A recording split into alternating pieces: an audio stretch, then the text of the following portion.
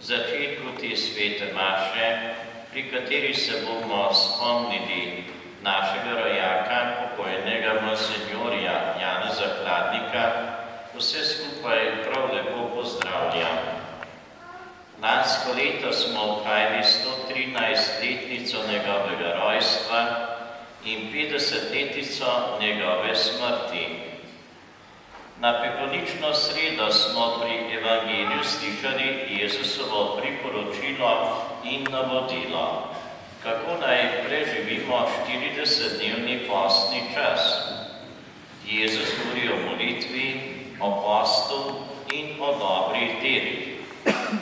Pri Janezu Hladniku izpostavimo danes predvsem eno zelo veliko dobro delo, ko je posredoval po drugi svetovni vojni za slovenske begunce pri predsedniku Peronu, da jih je sprejel.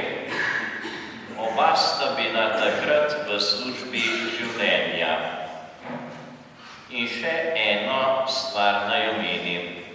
Današnji datum, 13. februar, je povezan tudi z Hladnikom.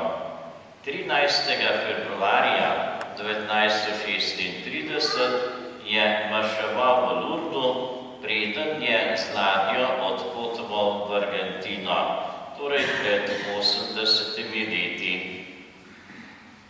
Tudi današnji čas nas kliče, da smo v službi cerkve, naroda in domovine in odprti za dobro, za življenje.